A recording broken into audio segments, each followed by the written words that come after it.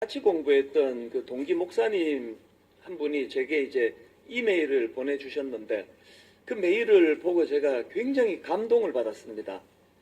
그래서 오늘은 이 메일을 읽어드리는 것으로 말씀을 이제 시작하려고 하는데요.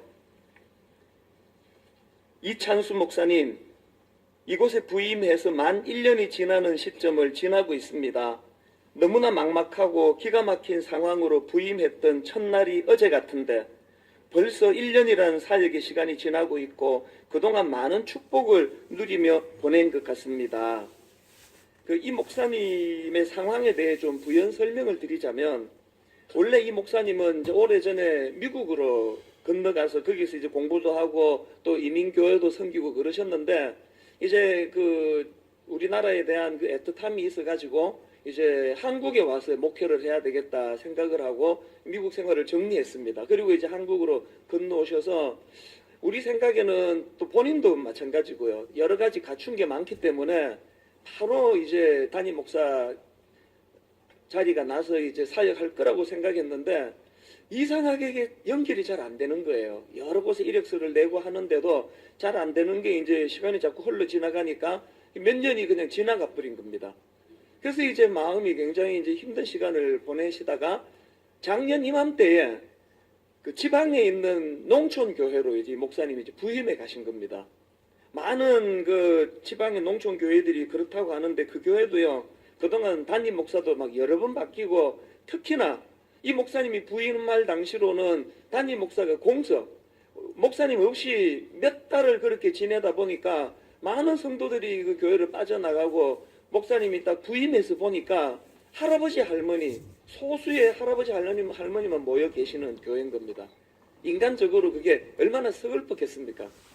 그런데 1년이 지나고 이 목사님의 그 생각이 완전히 바뀌어져 있는 겁니다. 자, 그 다음 내용을 한번 들어보십시오.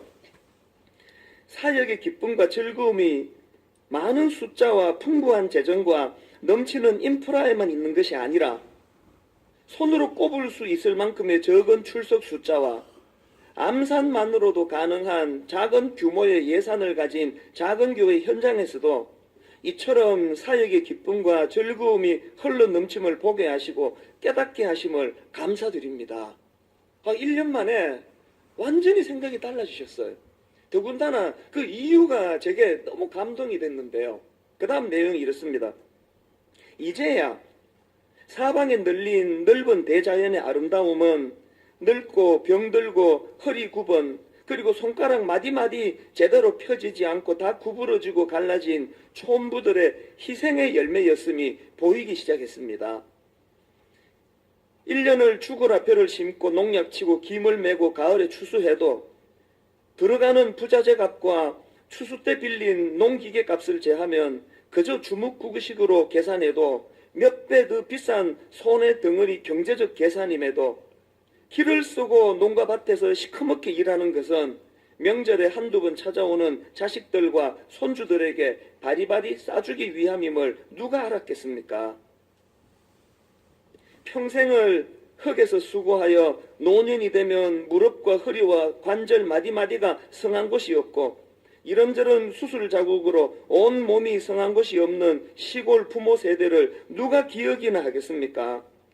결혼한 자녀들이 저지른 이런저런 문제들을 해결하느라 목숨보다 귀한 땅을 한 평, 두 평 팔아 자식 뒷바라지하고 그나마 노년엔 자식들에게 마저 짐이 될까 쓸쓸히 생을 마감하는 고향의 부모님들, 강남에서 사역하고 미국에서 유학하며 스펙에 맞는 번듯한 사역지를 꿈꾸며 때를 기다리던 저에게는 청천벽력 같은 시골 사역지의 부임이었지만 이곳에서야 비로소 목회자로서 눈을 뜨게 된 어리석고 약한 목사였습니다.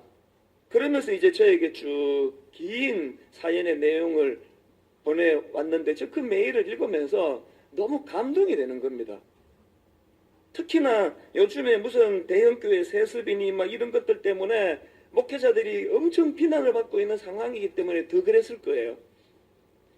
그저 이런 목회자들의 참 좋지 않은 이런 이야기들 때문에 마음이 힘드는 와중이지만 그러나 사실은요, 아직도 여러분 곳곳에서 이런 순수한 목사님들이 그 열악한 환경에 그 메일에 보니까 예산이 너무 없어가지고 지금 그 빈 시골집에 사택에 부임을 해가지고 이제 손볼 곳이 한두 곳이 아닌데도 불구하고 그것도 못 고치며 살아가는 이런 상황에서도 그 할아버지 할머니 그 소수 모여 있는 데서 생활할 수 있는 사례비가 나오겠습니까?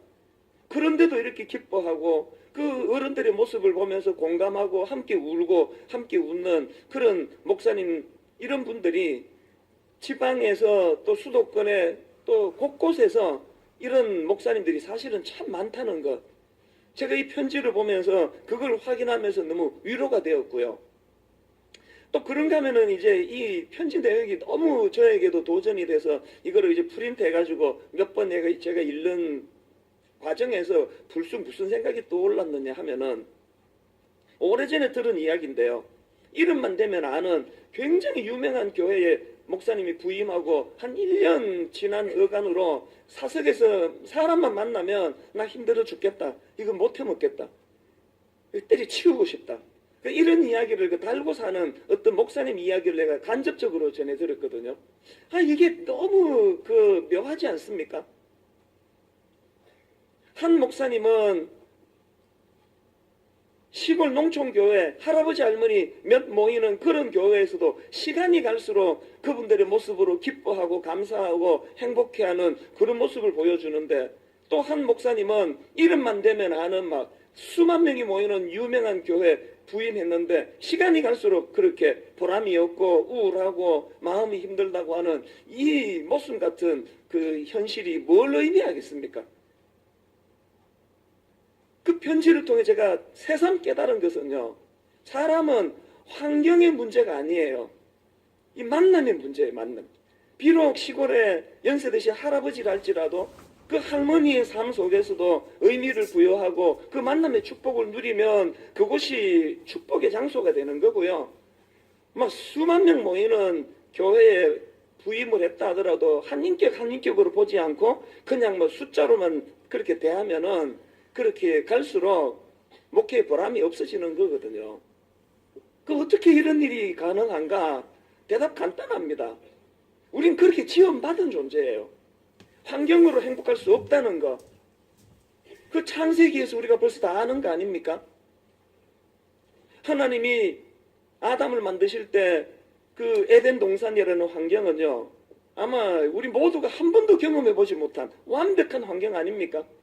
완전히 이거는 천국의 모형으로 갖다 놓은 그 에덴 동산이지만, 하나님이 창세기 2장 18절에서 여호와 하나님이 이르시되 사람이 혼자 사는 것이 좋지 아니하니 내가 그를 위하여 돕는 배필을 지으리라. 옛날 성경으로 사람이 독처하는 것이 좋지 않다는 거예요.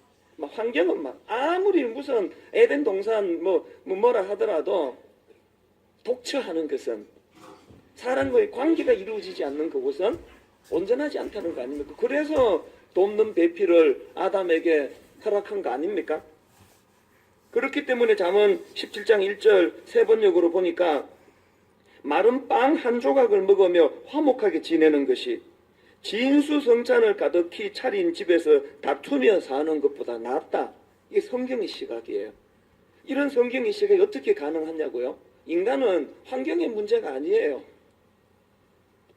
사람과 사람 사이의 이 만남, 관계, 이것이 회복이 안 되면 진수성찬을 차리고도 불행한 게 그게 인간이라는 겁니다. 이런 면에서 저는 그 구약의 그 악한 왕, 그 아합 왕이라고 아시죠? 아주 악한 왕 중에도 악한 왕인데요. 제가 보기에 이 사람은 악하기도 하지만 진짜 불쌍한 인간이에요. 열왕기상 21장에 보니까 이 왕궁 근처에 나봇이라는 사람이 그 포도밭을 이제 소유하고 있었나 봅니다. 이 왕이면 이미 다 갖추고 사는 거 아닙니까? 근데 그 백성 한 사람 갖고 있는 그 포도밭이 탐이 나가지고 요걸 못 잡아먹어가지고 결국에는 그 포도밭 주인을 죽이고 그거를 빼앗거든요. 제가 그거를 지난주 묵상을 하다가 진짜 불쌍한 인간이다, 저 아합이라는 거. 그 못된 왕 만나가지고 죽임당한 그 나봇도 불쌍하지만 그 아합 왕 진짜 불쌍한 거 아닙니까? 성경은 지금 네가 그런 탐나는 땅 차지해서 행복한 게 아니다. 여러분 그 아합이 땅 빼앗는 과정에서 이런 게 얼마나 많습니까? 주변에 가까운 그 신하들이 그 존경하겠습니까? 이런 왕을? 백성들이 여러분 이런 왕을 존경하겠습니까?